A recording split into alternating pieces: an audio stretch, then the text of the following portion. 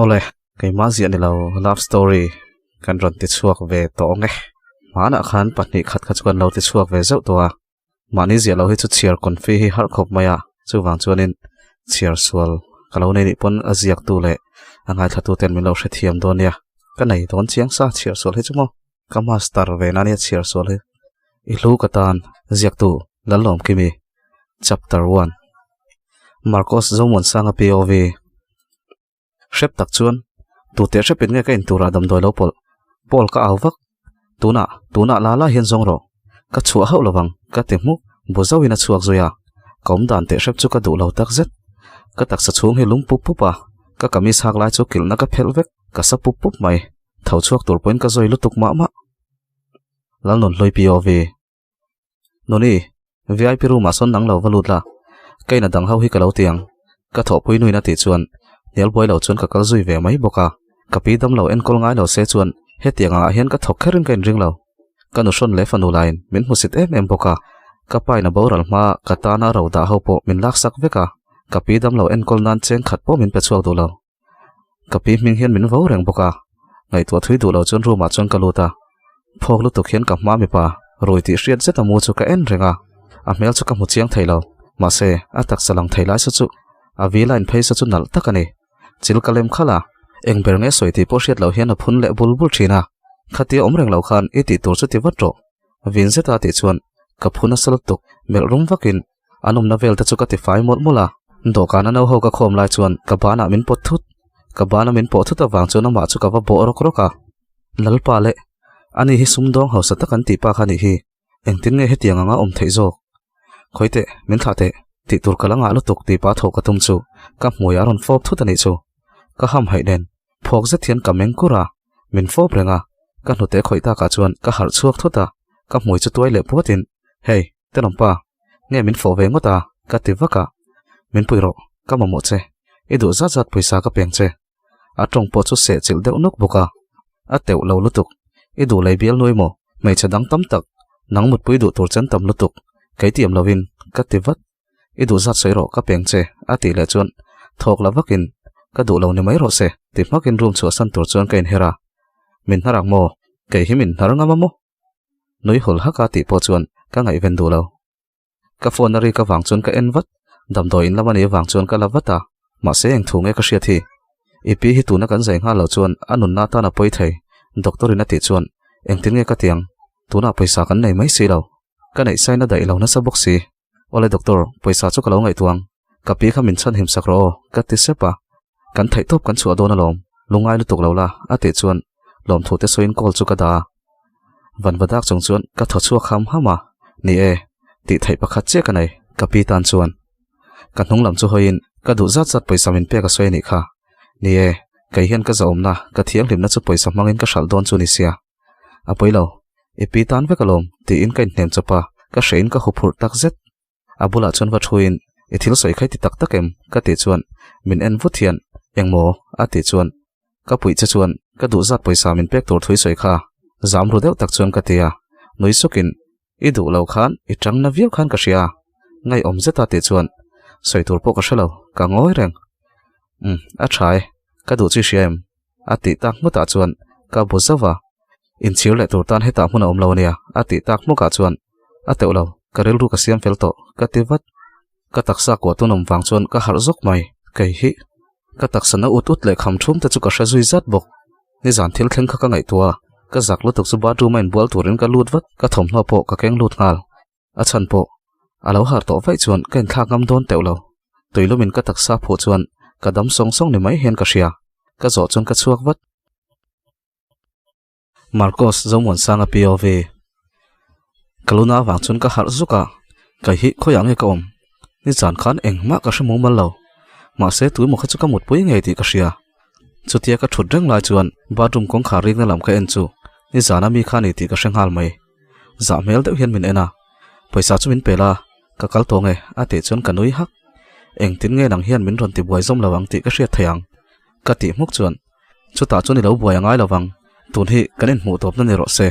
kan lo in hmu fu palani point mel hriat lo ang makin ke nang che ati len huwa poisa chu kalna tur kanai nia hun kanai tamlo ati le ta ka chuan adu zat ka zota adu zat ta sei chuan ka pe ve mai boka a chu anuwa intifai turin ka lut wat ka chu le chuan pola lo om reng to khoi angeni zang khani oma engwangin nge i re bo maka lung oi lo chet chuan ka ti muk o ti tura min ti kha ka chong chuan ka ron let le kha chuan toy monen khanin lo om du na ka lo ti boi du lo cheu ni kha noi ru ru ati chuan ka mel deuh shoka anui lai po chu top ngal mak ka ngai to le ta in ve na kha kan mang lo ve ve ni kha ma se a thleng thei lawang ka ti hluka engmo alo ti chuan kalang ti pain ka chuak vut lal nun loi pov khamini tang khan ka ni chu liam le to kapi po tlong takin an zai thaya ma se lung kan sar nei wangin damdo in chu kan om reng alangai tho chun lama dor nga ka ngai wangin kom pui man lo thunga zan lam ni se dar sari tanga dar som thleng bara khan ka thok le boka kain dai lawin ka chaw tak zet duang point kapi kom pui man meu lo pi cho hi tlem tol ei tum ro wain chu ban ma ka lo diranga a thai chon ka lo bang ma don yo ka ti pa mol mola mate min ngai to lu tuk thin su ka ti kha nangma khen ngai to zok ro a ti chuan pi ka ngai to lo chen tuin nge ngai tuang che kai po kai ngai to tholom tum deuh bar chung hian ka tia o ka tu nu duat te hi a taw le de rem ni ti in min thlem atum ve le to ka pi takhi cho taw lo ve ka ti le ta ka chuan a bu zawa chome kan ei tur chu ka uak ngal tur bathroom ma ka vein bun ruak vek ti nge le tun lai kom dan hi luak chuak deuh reng te hian ka oma keima hi ka dik lo niang nge nia ka pum lam pang zok kain ti fai zo ka chuak chu i thaim eng tin ngai om ka pin min ngai tu mel zeta te chuan ka that thu chon ka lo chang wat tun lai om dan hi dik lo i pum lam te po hi ni thei tho in en tir shim te a ti chuan ka bo zui zawa eng tin ma chuan ka chang chuang lo pi lo in en kol thala o na ka kalangai to a ka lo le thar lo turanga yang ti pain ka pi bianga chun ka fo sak zawa ka chuak zui mai bok ehe nangmo ka malam chu ka en wat doctor de ka lo ni rangin hei wain chu ka duty ni turania nuisa nga te chuan ka pi kha melo en sak zeu ro kanin ne sa to tho wang chuan kan tia a thalom ka lo en donia ati vele mai boka ani chuan ka kal mai o hei ka du ain ka tlai don ti pa chuan min chat na pong hak to lo chuan ka chuak zui ta daya ka dor tho na hi pangpar dor ni in ni tin deuh tho hian ken sal zo deuh vek zel thina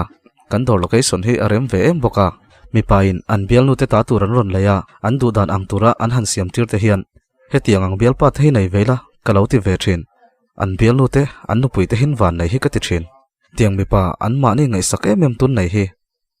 dor ka thleng chu pi ma puin min lo ka uvat tingia i wat lai ve a ati chuan ka ti pal thu te chu ka sai luama ka pumanom vak lo thu te phai chu ka sai lang kher lo ma se tu na po hian ka lu hi hai tak zet ka chaw ka zoi ni ber hian ka sia a felin min du sak boka ka pi ne na kan chungchang engkim ma hre boka ipi chu enge an zela ati chuan tuna chuna zia veria ma se doktorin kar leimo thale vela hian emo khemo khai turin min tia ka ti le chuan ani chu a zia lo hle mai lo dam zel ro se hun rem chang te om chuan kala ron kan ve donia ati chuan chang to lem lo chuan ti tur omang ang te chu ka ti zom ta daya customer porin ai takin kan nei tha thokhi kan tam hran lawa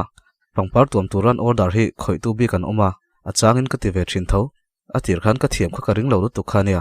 ma se ka ti china rei lo te khan ka thiam hal mai khania pangpar hi lem le takhi kan kol boka in nei na ni emo engemo hun pui de umang tu tur te hian min roi ve thin boka a chei turin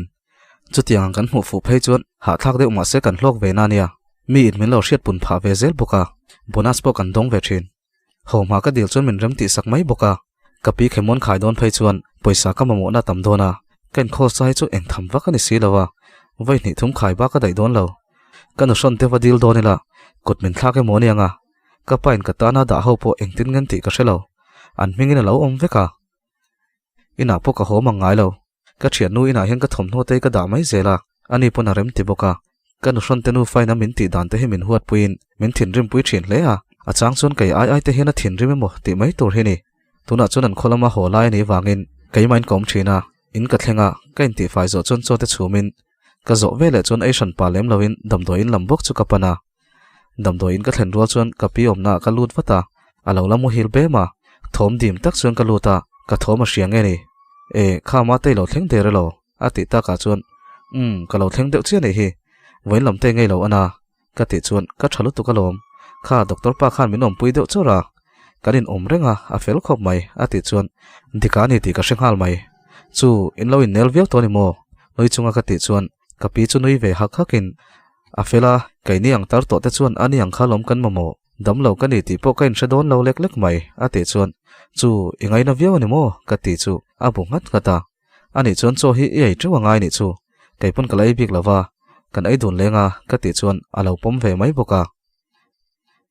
kani tin hun man dan chu angai reng hi ni put maya akha tokin kan ronin min ron vo lo le trong kam na tak tak te hriat shom tak tak te min trong khum renga ka ne tak zet kanin sokala let lo ni chuan kai hi kanu le pa fanu kan ilawang an ni nu fa ril ruten om lutuk so kanin son kuta son ka da reng phal lo burani thani nuwa te do yang o thil kan ai mol lai chuan op thil kan rim kan ha rena hriat rol chuan in sum man lawin ka uak le ngal tuara bathroom a ka lut wat op chuan min lo boi pui wat kain bun ruak zo chu ka chaw lutuk ka thun hok thai nang hi ka chik thin cha yom dan tun lai te hi i chaw mel thai si i cher sot box si nang hi i rai no te hi ni lo mo ati chu ka nui top ma se ka thil hriat chuawang chuan ka nui top chiang kher mai ani lo wang kai hi ani thai lo ka ti chuak sap eng mo thai lo op na ti chuan tuna intest na tur min lo valei lok te lau thong dewa ka ti chuan ani chu engma soi to lawina kal zui ve mai boka kai hi karai ani vai chuan ka cheve ka ni mai ka pi en kol ka ngai bok nen ka rilu chu boi tak zet chuta apa hian a du don lo ti po ka si lo ma se ka mu to ngai lo tur thu le eng po theng se ka ti boi lawang ka ti vek to a tuna soila min ringa ngem op lo then rol chuan ken test wata kai hi karai tak ani chu ka chaw tak zet ka pum chu ka khoya ani hian engma ti sola nei ve lawa ni ka pum chunga ka fa ka pai mek hi ka veng him tlatang naute lungai so anu hian ka veng himang che ti pa chon ka pum chu ka chul hewa ka chuak chu op hne na chuan karai ka ti zoi sep op chuan min en wangin min ron kwa tunge pa tiamin zo chuan engma je po nei lo chuan ka hril veka min lainat mel zetamin enin lungai mi so kan en kol dun don alom anu te kan ni to don derania nui var chung chula tia kan nui ve top kan ban vele dam do ina kalang o ati chuan atlai to dule nak tu ka kan kal mai donia ka ti ta ka chuan a pom ve mai boka i tho thai mo ka jing tho opin min lo mu rol chuan min lo ti wata kamutui khop mai ni zan chu nui sanga ka ti chuan alo mo mani chu mu thei lawa i lo tra le keu kha ka lau thong dewa nui thoa te chuan a soi chan po ka hre ka trap mai don hlei ne ka pum chul heu pa chuan ka ti sepa op chuan adik chi kan dam that pot te chuan ti dan kong te chu om ve zel ania voin chu dam doin lama kan kal don kha o a zo ani leng in ka pi kan om pui thei dona ati chuan tinge chungwa chi kha chol min pe mo ka tia ka ti ho mai kha chu ni jana min lo bia ni khat top kan chol thei tur thumin shila ka pi po min lo biak ngal ula ti ati chuan ka tho veng sut thei dik tak chuan ka chaw ve deuh nen chol lak ro rowa chungwa chi kha chu ka lo ti ve deuh hrim ma se rin lo deuin ni lengin kan chol thei don hlawa ni zan chu ka pi po ka ria pui lawa ka bar thona po khan ka bang ta dai khania chu tiang thilvel ka ngai to lai chuan ka ngoi wanga op chuan amak vung thin in ngai to vung thin su cho ai watila min tam thei si kalma tumila ka pi po kan ong pui rei thei dawang ati chuan dik ti zatin ka kut zung pui chu ka ti pirwa kan nui varvara ani po chu lo nui ve hak ka thian nu hi om lo ta se tu nanga ka nui po hi ka ring lo ka pi ti lawa chon min ngai sak ber tu ni boka dam do in ka thlenga rin ang nge in dam lo in en tir chun lo tam ngang mai rai ho bik in tes na lama min kal tir phota khaya ka thu ai nan lo tam op na ti deuh supa nia thut nan da tlem bok sia rai pol lian tak te pon om a then chu kai ni aya naw dei turte a then chu an nu te len pasal te ni om tak in an kal puya karil ruwa marko salo lang chu du lo zetin kalu chu ka thing hal wak kan nu fatan chu ani te chu bai sei phak chi poni lo ka huna thlen chon doctor nuin ka le kha ken chu min lak sakin ka ming le kum te min zota pasali na yem tiamin zo chuan ka chil kalem khal ringot naute pa ming ati le ta ka chuan du lo te maila ka soi tho chu ngai si nie apa ni tholom ti in Marcos zo mon sanga ka ti sap chuan phok deuh hian min lo ena ma se ain siam thale ngal vat ka bp te chu min te saka thil sai te takte hi min pelein heta hian zun khumla ati chuan bathroom lampan chuan ka wazunga a then chu eng kai deuh te hi omboka doctor hne na ka lu le ka pek chuan enge ma bur nen hian en mila tuika in tamangai thule thil dang dang te chu soya paisa chu boma da in ka chuak zui mai boka tuna doctor dang mu le thawanga ya naw pai hi in check up philo wa han boi thlak tak ka phun le nang nang thina gainia bok chon ka vakal le a doctor in kom dan te min zota dam doi te min cho bokin dimangai thu te soya naw te po that thu te thlan hi ni to thu te chu a soi le luama ka chuak chu oi kan hin man sia kha mi khan tam si kan kha rei rei nen doctor mu chung kha rei lo ro pui si chu lawa kom dan le na te po ka soi zo ma te hian pakhat soila dam doi min cho le to pa tin ka phun le a dik chia mai abikin doctor mai chia ho hi op na ti chuan dik ti zetin kalau tui ni ve wat karil tram zia hi o noi chunga ka ti chuan kai po tram ve tho a ti chuan solai to ason restaurant oma kan ai donia a ti zom zata chulam chu kan pan wata ka rai wang he nge ni karil te hi tram jing boxia vai le khata kai tam thei chuang boxi lo ka ti chuan tuna chuan panin ni to a chu wang chuan ai le in kha ai thala chuan ril ru ha deuh om te khanau te ta na thalo doctor in ati kho ati chuan ka buzawa ka pi ngai tu ngai nen tuna chuan ka nau te pai nen ka nu son te line min ti buai renga tuna ri chuan ka nun chu ha dam chu khoya hi ni top Marcos zomon sanga POV tun lai kom dan te she phi nge moni ka zoin ka chaw ma e ma ka tui ti zong pu kai thei thei lo ni lo kai thei lo arim ka hriat rol rolin ka pum hi let but but ni mai hin ka hria ka thin chiat sa nen ama ai puna chezo ke moti turani boya tinge yei le theina nge kapi min duat tu le min mangai tu ina ti chuan ka buzo rengot nga tinge moni doni voin chu office kal main doctor wa mu photte tiang te chuani taksa na tur mayang azia lo mai min ngai tu mel zeta te chuan ka nial san lo kan ngoi vung lai chuan ka pu chuan ngoi te nang hi aron ti thut kan en thapa inu ha te hi ni lek lo mo min en reng chunga ti chuan kan re thap enge moi soile chu tiang chu ni lawang kan tu pa hian khoya ma mai chia wa rai ngot chu mai chia ngai sak lo zia te chu shiat ve reng kha ka pi chuan ka pu en ron pa hian atia ka nui su a chu tia han huat tur pen ka soilo kha du tak tia ka puin nui pa ka pi chan chuan ka pu bok chuan ka ti chan jok tak chu i rai no lai khan he tiang ang chia kom wang khania ila shiam ati chuan ka pi chu ngoi wanga chu ta nui deuh suk suka khang hun laia ilak na thei zia kha keima khan engma om ve si lawa kapin nui hak haka te chuan an nui dun hak haka kalau khi ve suk ringot ka ngai toileta khanu kha ka hre chuak zok kha zan khan engma in ve na kha kan mang lo khania ma se ani thei lawang ti chung chun kalu ka thing deuh muka kapi te chu kan kal tur thur silin kan chuak zui boka boss so arai ngai ni so ti in kan ma mai chia dam doin ko ta ding reng achanga thole hak thin chu an ko ka kai chuan ani thei lo ka lo ti muk fiana om lo ka fa po ni lo thut thei kha doctor nu te shepla khan inu ha wang ni kha hetiang ang te hi chu mi painin nei ve thin tholom thani thum vela ral chuan are ve mayang ati ni kha meli khan min nui zat ti la chiang reng lalnun lui POV a let liang kanau pai wange ka thil e tuin eila hi ka thei bok nen ka vun te chu mamin ka thau ve deuh bokin ka ria tut lai chu luak chuak le chau hi chu la nei mai la thil dang han huat hi ka nei lo boka dora po kala thok reng kanau pai wange min do tin thil rit le ha thlak lam hi chu min ti tir ngai lo bok nen a ha dam china hian min da deuh tapa a chang hi chuan nuam lo hi ka ti thin han ti ve do ni lan phal si lo numa pui pon min tha thiam boka fanu ang tak taka min ena wang hian kaipon kanu anga in karil ru hana te chu ka hril ve vek thina ban vele in lama peng koi lo chuan damdo in lam kapana kapi omna ka lut lang hal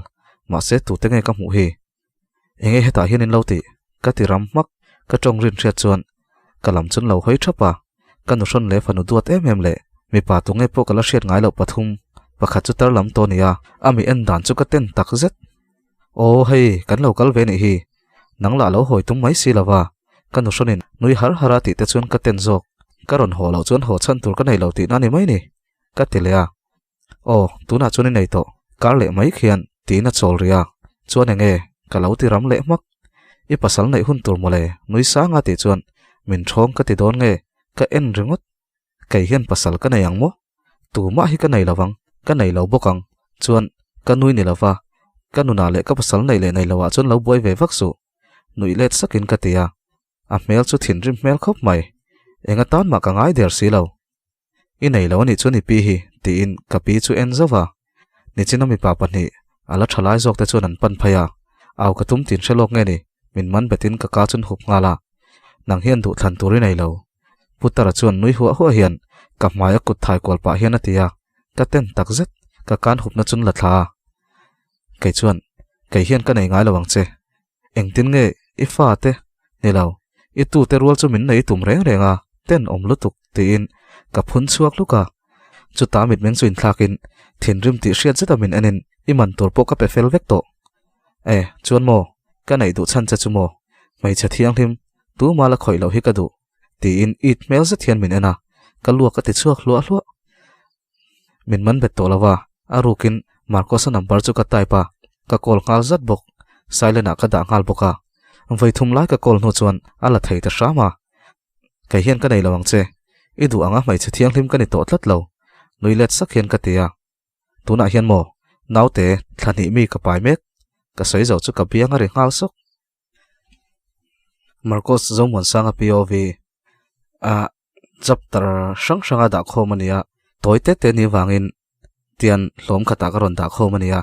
tun hi chapter 4 na nia chuwang chunin an POV hi an point of view hi atam deu ni panin lo hre thiam donia a then sang jing lo tukin lo tin panin lo hre thiam donia tun hi a chapter 10 pa nga chun chapter 4 na ani Marcos zomon sanga POV office bang in lampana ka tlan lai chuan traffic jam wangin ka tang rei shep le ngala tun lai phei chu kan boi zol bok nen kaum dan te shep nen phei hi chuan chaw thei tak hi kani engma la hi kai mumal thei bok si lo boss so arai niang kha zana tanga chutin ain mil chi abok pola ka thian le ka assistant ni bokin ka ma mai chia damdoin ko ta ding mek en pa hian ati chuaka arai lawang chu tiang in voi khatna rai thei pok ring lo ka ti muk ani chon min en wangin tun lai om dan te hi shem ati chon eng tin vak ma kom lo ka tha ka ti le muk eng ang mai chia nge ti po hriat lo sum du lutuk lo rai ta reng po ni se ka fa ni kharem ti po hriat lo chu lawa min ti boi lo tur thu kha soi boka asum tu za ta la to boka ka boi vak na chan tur ko hrelo rai ta kan ta nu chuan in po chu kan thleng ve le mai boka ka pin min mu chuan min lo pan wat an ni hi ka nei chun ten ni towa nui varvarin in lo thleng ve thei sham mo boya ka pin ati chuan ka bu zawa ka tong tam shan lo mi po hian ka nelom lo thule ka khir zia le ka sual zia hi chun soi ve reng thin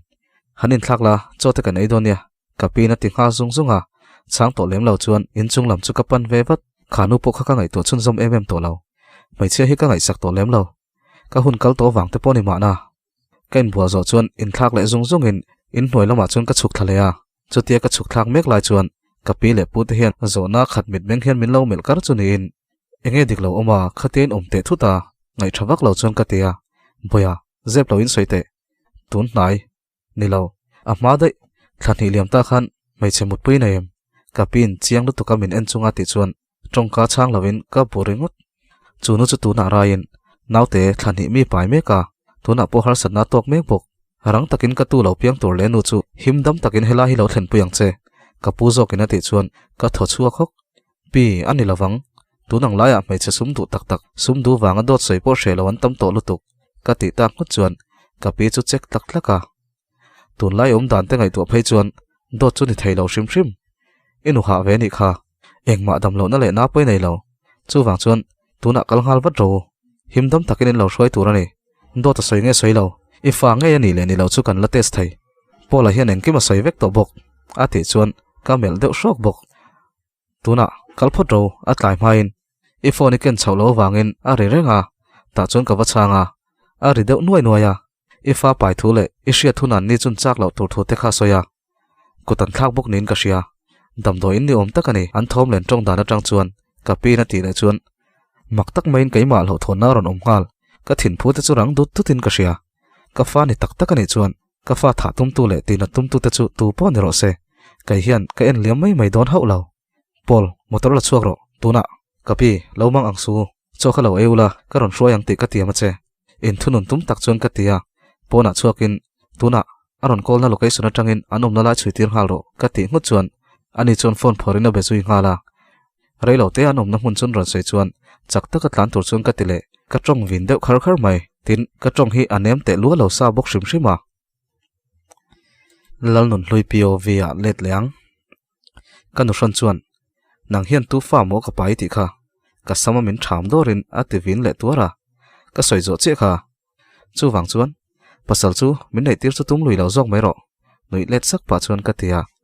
ka maya ri le ngal chur anui warwara nang ve mai mai hian Mr. Marcos a fai pa yang mo oi lo ti riat zat le min mu sit na mit meng ne na min en kar chung hian atile nang ang kut to nei eng ma nei lo tan chuan Mr. Marcos ate ang he chu an sang lu tuk ma ma chuan min hial boy lovin ka thu oin pasal chu nei ang che epi hila dami du chuan inei lo ni chuan epi in en kol na hi ti topin epi chu rei lo te a tin anui le warwara nang nu hi iten om tak zet ka pi hi khoi lawanga chuan pasal po ka nei bok lawang chutia sumi du viau te chuan ifanu so nei tir mai ta che se chil zet hian ka ti chuak tuara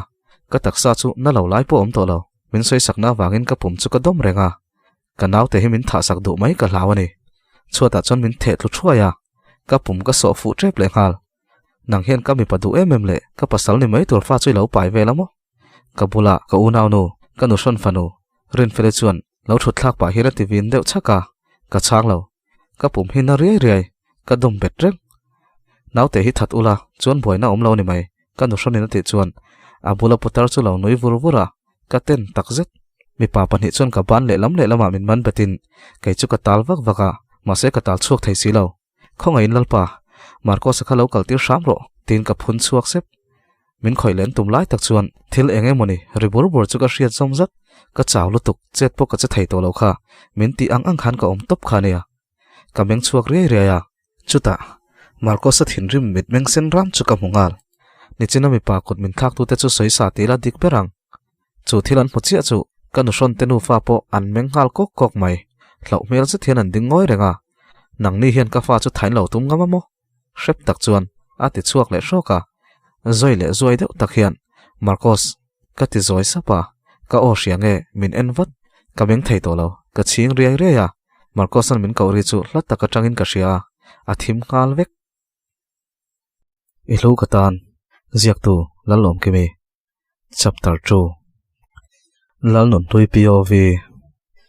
thomri le phun ri sar sara chon muang cha hen ka meng chuak riai re ya ma se ka mer sher ngai ten ni lo wang chuan ka hlau thong ngal vek ka pum dom watin ka naute ti pa chun ka pum ka ena Peter pakhat chuan min lo en renga tu tengai ni ka ti ba deuh na ka chuan ka hi khoyang e kom khoyang e ka pi ni lo ka pi kha an ti na ni vai chuan ka kalangai tuna ka pin min mamo ti pa ka khoma tanga tho chu ka tum chu khoya mai kal lawang epi po mun him zo ka kan da to chuan angoi data soita che ka naute mang ang taka ka ti le chuan naute po tha hadam ro Marcosan alo ti mukta ka chuan ka hadam ve thei sham Peter le putar chuan mi pamel thatak le Marcos ate chuan min en reng anua boi tungai ming Peter chuan a ron tia tartia anma ni ko mangrol puya chuan an lanu la lutuk chuan a mel thabok a pasal po chu tiang thau chu ka en chawata min lo en reng wang chuan zam che thian lalnun hlui ka ti zoi sep amoi hle mai tin min nui warwara tuna tang chuan tu man ti boile to lawang che nang lei pum chunga naute kan tu lo piang tur hi tin la om ka rai om hi karem ti lo ati zum le a kai chu soi mai tur por se lo chuan ka lo ngoi reng thung ka kum zat min zo chuan kum som ni pani ka nei thuin ka chang ve le maya ka lom lu to ka neo min lo chana wangin ka naute po him pha boka ka ziaw huna ka chuak mayang ka pi om pui ka nga ya na te thoa ka pi en kol ka ngai Marcos en reng chung chuan ka ti chuak supa achan po abula hian ka ti boilo tur thu soin a hne na tangin poisa ka la bokani kha chulawa min ngai kholo don lutuk angoi renga engma soi bok si lo midang ho kha chu pon lawan chuak beka an ho tlang nga le moni ka pi soi khaisa chiang viawin ka hria ati muka ka fa lo piang tur hi la oma ka din tir phal ring ring emni min en reng chung chuan atia an ni ho khan an lo zong nge yang che chuan ka fa lo piang tur tha tum tu te hi ka ngai dam mai mai ho lawang chu thu sei lai chu na mela po a thin rim ti hriat thei ni e ani chau hi ni tu na ka mo le ka him na tur chu min la zong reng thei boka kanau te himin tha sakin kha putar hurzet te nomzet khamin nei lui tir lawang ti po soi thei ni lo chu wang chun ani hi ka duai mo du loi mo poni se ka zui ho ngai tho boxi ka tho chua kha ka ani ka pi dam lo mek hi ka ti chuan ka soi to kha ani pom hun hi ma ka da en kol na thazok pek me ka ni bok ati le ta ka chuan engma ka soi to lo zan khat dam do ina ka rian huwa Marcos abokin min lo hruain anin lampan chuan kan tlan me ka ngoi renga engma po ka soi ngam lo shrim shrim i lo chuak don nge ne pom chuak kheri phut te ri wang chun ka har chuak zok ka ril ru ka kom na salu tuka kan thleng ti po ka lo shelo ani keiman ka lo chuak ve thei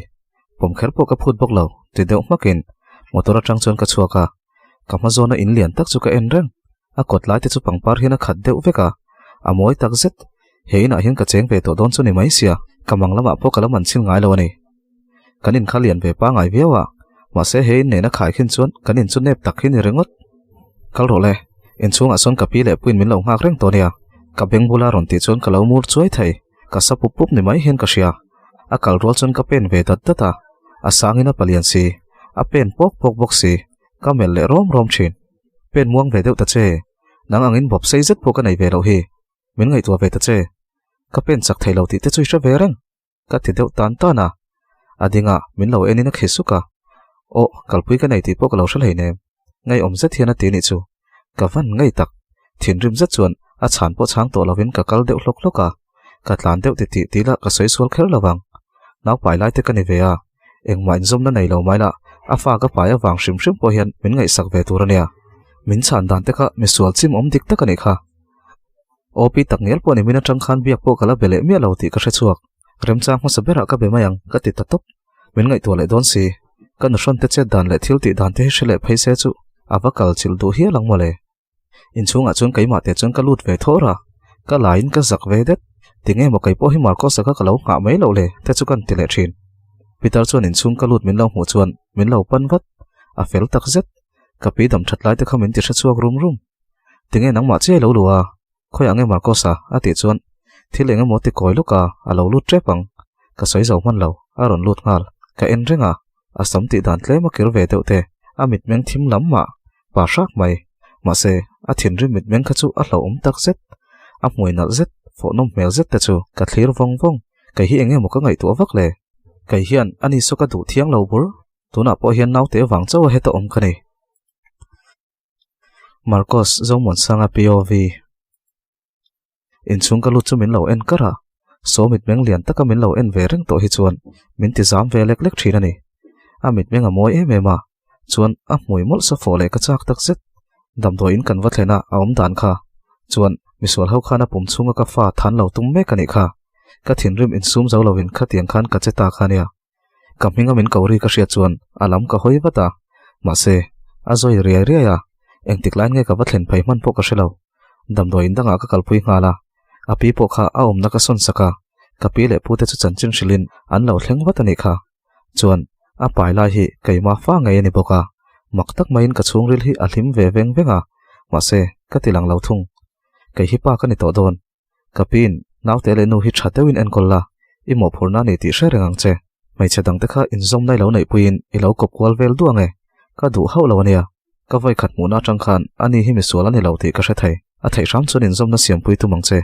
in kara naw te om to a he tingot hi chuan a thalo tin min shilani kha tailam pang choya hun chuan ka hre tak zet ma se ka pi hian ei lo phal thin miau si lawa choi do kana chun kan thu thapa chome chu ka en kola kai du zong te po om ve nol mai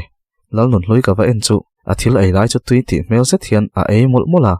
ka en reng engma ei thei lo le huat te so nei ve lo emoni ani rai zokin tui ti takin a ei ang tuam tuama kei a rai lo zok hian ka lo tua dai chunia ka thin te hi rim don mai ka mel le thin ka ei dona ka puma let put thina thil kan hmui te chu ka ti thei der lo ka tho chua khok ole lal nun hlui POV a lut leang chu kan ei mol mula kai chak em thin le ka tui ti beran siam bok nen midang chu ngai sak to lem lo chun ka ei mop mopa boi mong chang khanai ro ka pi chun nui var min en pa hian atia ka zak ve deuh chun ka nui let ve top pi atui em alom tun lai chu ka ei chak thin lu tuka ka ti chu a tha chu i du bel chun ala tamania ei tero nang ma chin ni to lo ti chiala ati chuan ole ka ti zong ve maya zawar hi bu nen hian an lo chiara a han dan zong zong te nen hian a tui khat thlat ani mai chutia kai mol mol lai chuan ei thei lo le huat zong te hi nei vem Marcos an min en kur chunga ti chuan a tir kha chuan nei ve ma se tuna chuan enga ti nge moni ei thei lo le huat zong te hi ka nei to mang lo ka ti liam puat a rai ber pon huat ti nei bok si lo thil ni se e ang tuam tuama kai a rai lo ber ami pa zok hi rai zok te pok ang alom a mel chu tum de bura alung oi lo mel zong zong te nen son a du om ka lo ti dai thung engmo ka ti ho chu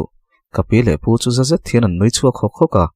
a ngai na thelo lutuk chon ka en kol le hlom thin chuta thu tak zok hian boy hian i tor ai zong zong rai no thil huat ang zong zong kha nei ve ka lom a ti chuan ani chuan anu ha ti na o nu ha e cho po ei hlei thei hlei nem a chawin a zoi thei si a thin che bok nen a ti ra phei chuan a tha thiam lo lutuk te khan a thin rim puya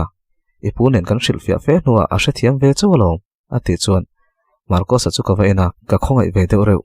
tuar ve kher lo mai la chutiang thil chu op khan min hril to wang khan ka hre ve dewa thut khom na chun kan thu phei vek to a ka puar lutuk chu ka thole hal thin choilai Marcos thil soi kha ka ngai to le ta ka nui chu za thar le nu noa a soi dan nen a mel om dan zong zong nen khan dar korik chun ka room turan tin alam in chunga chun ka chawa ka puar bok nen ka mut po chuak le to khop mai ka pi po wa mu ve shim shima opi po muwa biak ka du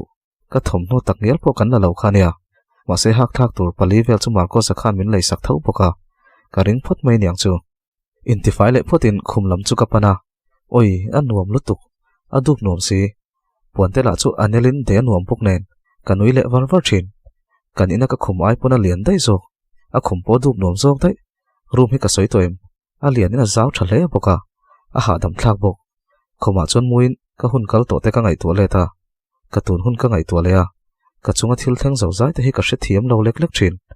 tuna kom dan le ka thil ton mek hi engtia zel tur nge engtia don son tur nge ti po ka hre thiam lo Marcos anen in zom na shan pa kan nei lo bok nen naw te hi lo piang se min lak sakin ka fa nen hian min da sang ta se ni lo ka pum chu ka chula boite anu hian mo ka kalsan ngai don lo che ka latai ompo ka phal ngai lawang kan nu fa min then than tum vai chuan ka kalbo nge yang chuan tu man kai le ka fa hi min zong hu ngai lo bokang ma se ka fa lo piang tur hi chu nu le pakara ngai thang len turin ka du bok si ma se anu le pa te hian engin zom na ma kan nei bok si lo ngai to thui pe to lo chuan muthil ka tum ta zoka ka mu tui la chu ka ril trama wang chun ka har le ka rai tang hian zan ril tram te hi ka nei le thina ka zun la chuak sek bok nen mu tui hi har ve thin khop mai ka ril tram bok si ma se kom na hi kan ina ni bok si lo kain thasung ve de bok si ril tram bok si chu ruma chun ka tai kol chen mai Marcos zongwan sanga POV dar som pakhat apel hret chuan ka hna po chu ka da ve ta shama na hi chu tho zo ti hi om lo tun lai ka chaw bok nen ka ngai tu thin kai lo mi padang te hian ka tor ang hi engtin ngen tor thai jok le ka ti thin pen ri thlep chu ka hrele thina tu chu nge ni do ni tia ka ven chu hlui chu thom chu hlau ni om shim hian step a hian a pen tha chat chata tu nang zan ria enge muti tur nei ni ti supin mong chang chuan ka zui ve a chauka chuan tlaya kan chome zawar chu bu le cho chuan marcha nen chuan si hluam hlom hin a lo e ni chu he nu hi tinge mo e thei bi ke mem ni arai persi huata nei lo hi mak jok zan lai lai a zo teril tra mang mai ka ti chuan a lo hoi chuaka min mu thut chu amak ti mel tuk le mangang meng kok so le lam zong tak chuna mu nom ang reng kalo en rai de unge yei ve thu mi lo e ve ro atui lutuk tin min nui ang vor vora karil chu tram thau ma se kai le thei chon karin lo wangin kai pe lo kha tiang nau te chong mai ka ti deuh mak aner zui nang nang chu ka mu man sham o yei pe lo le min ti boi su kai tuin karil tram te mai nia min ti vai tan ta na ei thei lutuk ka ti le sup chuan min mel rom romin ka pum chungai fa ma te chuan tiang hen zan ril tram ka nei ngai lo thil hi kai thei em ngai lo kai ma che ka ni to lo hi ai lo ila ka pum chungai fa hi arila tram anga kai ka chaw thunganga ati ve khar khar ta ka chuan soi tur po ka shelo awa han trong thei mai mai tak choi ei thei bok si lo ni enge ei du ber thin soila thil tui deuh deuh ka siam thiam ani o ati chuan i siam sak po ka ngai lo thei mangin kai no puar mai thin ka ti ve mai ka chan lo chona dak thei ro pui si min zot le sek sek emonia nga i ei zo to chon chau tuang mutami mamo chuan in dim vio bokang che ka ti le o ka sia doctor te panan soi vek min duat vi wang che min en le ka rina ti zom zat duat lo ta cheila om nei deuh pa ka ti thop sut chuan naute lo pian huna ipa hian min duat lo lutuk a sual lutuka ka ti vai chuan o a du mi lawang che no pang chia zeta te chuan ka nui chuak lo chau chu tianga thlen lo nan chuan tuna tang hian tranila ni mai lo ti supin ka pom kang no la arak deuh tura boi thom dim deuh ro ka pi te kai tho ve palange ka ti chuan min da tharok se chil zet hian a ti muka duati du ni lom ni ka duat don che ni hi nui sak pa ka ti chu arak le chiam chiama boi talwa vaksu ipum chunga khan nau te om ve ti shalo em ni ka ti le ta ka chuan a talwak po chu top ve mai boka tunge khatia mi in ring lo lai te pom thut thut ngai lungphu thalo te ka nei theya nau te puna nei thei vai khat po ching to su a ti deuh hlak hlak chuan ka duat che ni kha ka ti chu ner zui nang mai a khuma ka mut le nuwa chuan nai zet hian ka en ngal runa ani pon min en ve kiawin zanina tang chuan kan mu do nang ka ti chu phok lu tuk hian min ena kai ka lo nui suk thung ani chuan a teu lo mai ani thei lo a ti hlar thung o a thaya ka soi chuan ka fa lo piang tur po hi ko chunga mu thil ka du ka ti le izak thei lo ni chu i khuma va mu mai mai te thisen lom chia mai la ni hi engma la sha thei lawang a lo ti zom ve ngal vat chu po ni se ka du lo in bula hian kamu ve reng to don ti le abula mut chu ka rual khal ka che dan vel chu anau pang chia ka ti le nu no deuh chu ka then le deuh sak then karil ruwa langa ka chak mewa khazan ani ne na hun kan man dun san khan thamuang tak le tui ti tak khan kamu hi la ni kha chu wanga abula mut le po chu du ka ni min khoi hlek song che ati ve le chuan ka khoi lawang che ma se helai chau ti pain apum chu ka chu sak heu hewa heta hian ka thisen keima fa ngai chu a omani mai sia ka ngai tu na wang chon ka nui le suk suk thin kamang ram lama po kala ngai tu ngai lo no pui chu sei lo fa phei chu ka ngai tu na hian lan po la lang chin ngai lo shrim shrim khania ma se tu na chon kai hi pa ni in ta hian ka fa chu ain siam mek chu ni sia dam tak le hrisel tak lo piang turin ka duwa anu po hi du ta ngai ti ka sia mai che sum du tak ni khan ka lo ngai khania ma se avai khat sex man pui fa ngai pa in ti hian apn kol nan na te athok pa reng chunia du ningat se chu naw te hi titla thai reng ani laya apai tang du ringot po hian mai che suala ni lo ti chu ati chiang viau mai lal nun lui pov boi mu hil tong le atlai zel ania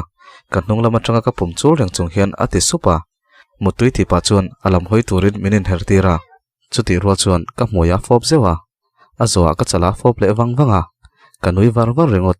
diktak chuan min huat kha ka ring lutuka mase ka chunga hian an vai mai hian an tha em mai bok nen keilain engma pek theile ti sak thei ka nei der silo kanau te hi ka veng him tlat don ani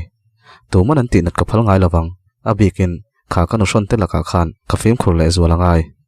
ham bai bai chung chung ka thau chuaka ka van mutui mai mai tak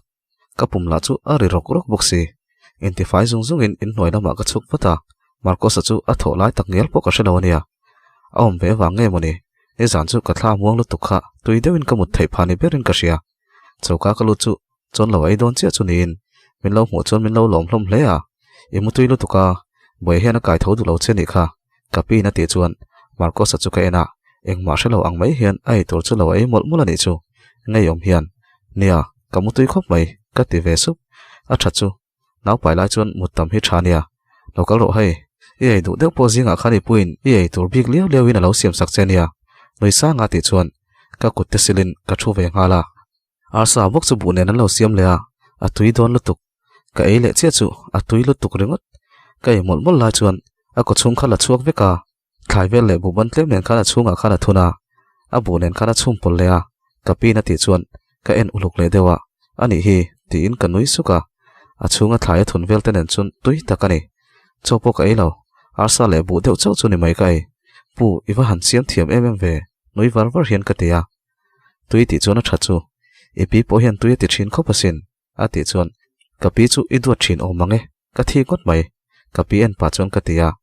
an pa thi chuan an nui hok hoka lungai ma ta che boya po hian a thiam te nia anu ha te hi han re se ei cha ki nei chuan i siam tir thin don ania a ti chuan chu kher kher chu ka zak a boi thei om si choi kham chun ka pi ten chet ven phal miau lo wang chuan in chung lama chuan ka chho ve a marcos room lam chu ka pan ve ngal ka pi mu ka du thu ka shila aruala kal dil ka tung ve ngai chunia arum kong khar chu ka kik tat tata min lo chon ve le ka lut ngal alo in siam mek chu nin engei du alo ti deuh muk hian kapi ka hmuduwa chuan irwalin ka kal ve theingem ka ti chu atulo ipi chu tha private nurse in anom pui reng khoya ma chuak chi poini re lo kha ipi mu na hun chula tam ati le tak muta chuan thin rim ru deuh chuan engma soi lovin ka chuak zui mak mai chuan a ina kom ta ka wang mai hian ka chunga thu nei tu beremo a in ti moni kapi ka mu thai lo ani point ka thian nu tal chu ka mu thaya ka na po ka thok thai pok poisen khol ka nga ya lo in tuak ve char ka ngai ai chak zong le du zong te ka nei ve a chu tianga ka ti chuan nakina kapi dam huna po kan boi lo zokang in siam sok in midang hau om lo lai chuan ka chuak deuh maka dorlam chu ka pan ve vat ka thok pui te hau po ka ngai hlum to khop mai ni vel chaw liam ma se dor ka thleng chu mu thiang lo mu ang shim hian min lo en phok na sa hlom mai min ti ham hai vek zo ka lom numwan pui pon ka tho sel min la phal sak nen opi po engkim ka shil ta vek khania a thin rim le mak ti lu tuk mel mul kha ma se chu ti rol chuan chu tia om chu ka tan le naw te tan a him zok thu le a that zok thu min shil ve ta ka chuan ke po chun dik ka ti ve tho ho hun chuan dar nga lo ni le duai to mai opi nen kan ho ko ngain an tak meo lo wang chuan kan kal sanga zana min lo biak tur thu soi boka ke po chu man mu ang reng tak chuan ka kal hlok loka marco salo ho manangem alo ho man vai chuan min hau shim shimang chutia in ngai tu ngut chunga ka kal lai chuan mi pa pathum roi ti hriat zat te hian min lo dangin paisa te min la dil zui min kal ti ro paisa ka nei lo nei la chu kein ka hoin ring reng ami ka ti vin that chuan mai chia te si min vin reng su an zinga pakhatina ti chuan ka phuzok min man bet reng bok nen ka tal chuak thei bok si lo chu ka ril ruin marco sa ka kau le thin tinge le kai hi ka van doi thei em mai le ka tra chuak bok si ka ril tram chaw bok nen min kal tir wat ru ka ti le rengot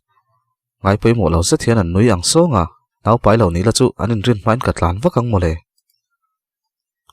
marcos zomon sanga pov in lampana kain khal chuak chu kapi ko la lo lu wang chun ka chang wat boya mang an mel se ta ti chuan o pi nge ni ta thil thalo thlenga omem ni ka ti ngal wat boi hi alo la thleng lawa ati chuan ka tho chuak khok ole pi lo mang ang su ka zong do nia ka ti ta ka chuan mungai turin min shila ani hi boina lo tok le te ani thainem he nu takhi chu min ti boi ve khop mai zinga api bula kalmin dila ka phal sak lo khania thin rim deuh khana chuaka anu adu chuna pi bula chuna kal le jok thei thur thur sil tuma aru ma kalu chu alo chuak dai chunin ka thin rim hle ni kha engma soi loina chuaka tun thleng in ala thleng lo zui boka ador thona voin ni leng ina omti ka naw ten an soya an dor lam pan chuan ka tlana pola la hian min la chhai ve zia le ngala chutia kan tlan lai chuan kongsir dewa hian mi pa pathumin mai chen lo hual lai ka mu chuan ka hoison wata mase mai che auri ka ria chuan dingro ka tikal ading zui tuara motor atang chuan man mo takin ka chuaka min tharo poisa po ka nei lo thin rim za thian boi chuan chung mi pa ama hual thap tu te chu a vin chiama ka khisuk he nu te reu hi hlo te hi nei loi moni mi papa ngai pathumin an din hual thapa chuti chung po chuan ala vin let khar ngamania mai chedang churin se an trap pore monia nga ani ve hi chu adang lam ve thlo tani mai chia te si trong theilu tuk mai tia ben an tum ti ka mu chuan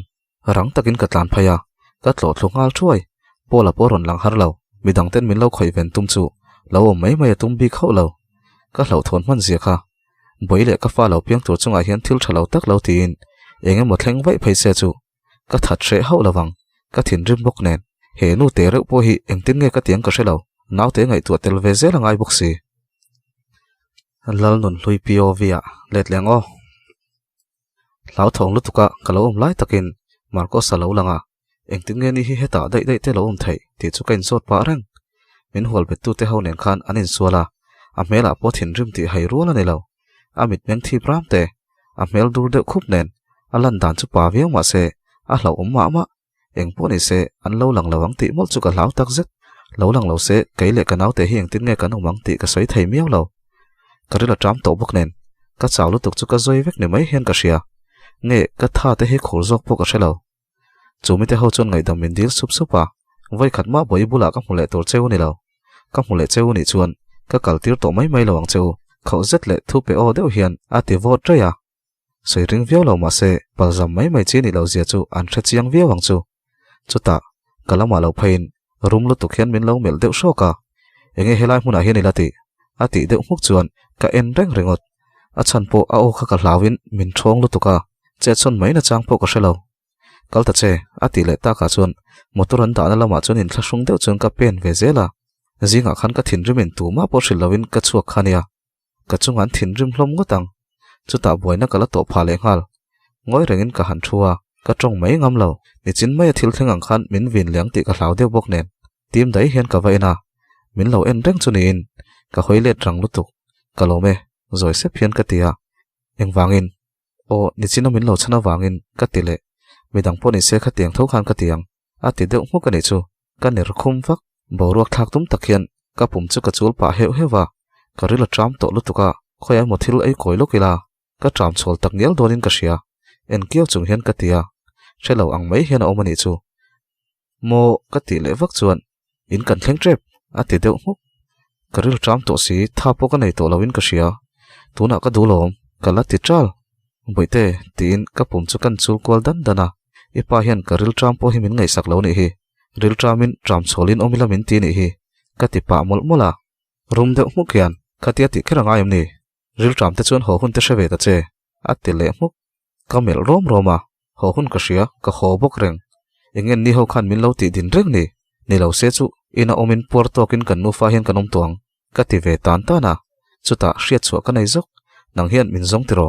ka ti chu phun deuh mu khian nang zong turin hun ka nei lo ka hona lam tur ani wang mai mai ni kha ni lo phei se chu engei chunga thlengang nang ma choi ni to lo ti hriala ipuma khan kan fa lo piang tur om ti hrengreng la a ti deuh du ani chon ei tur te chu min lei ta che ka ti deuh triawa ni chi na tang to han ka rel tram to lutuk min ngai to lo ni kha ka ti le zat zat to ain thiam lo ve deuh nge ni ole kan layang dor nai bera khen ding ro ati zom zata kanui le thei to chuta restaurant ko ta chuna dinga lo chuak la ati chon phulu tukin ka chuak a chung kan lu chu midang pon lo om ve ma sen tam lu tuk lo kan thua anei tupa hi thian pa ni thule a hotel vel te po en kol thu te min shil deuh luama tuna restaurant hi chu a leina la rei lo ni mel ei tur chun ron chopa wow a tui mel boxi karila tram to bok nen chuan ka e ngal mol mola marko sapona ei zo vek boka anei tupa nen chuan anin be pa reng bok avan tui ka ti le thina kalo ei le nge yang ka ti chuan min nui hok hokin ilo la ei le donia tui deuh po ila tem chin vekang chu ati chuan lom thu te chu kan sei ve luama anei tur siam kha tui e naktu ka min lo hon le thei ngem tia ka zo chuan min anin a tui ti viau em ni ati chuan tui lutuk kai to chuan ala tui berang a siam tu chu ka mu cha ke ka ti chu noi sukin abial nu ei tur siam ani kha abial nu kha chef thiam takalom ati chuan riat chen ka du boxi chuan kan zo thui dewa ka zo bel pon min chang du to mi lo ni chu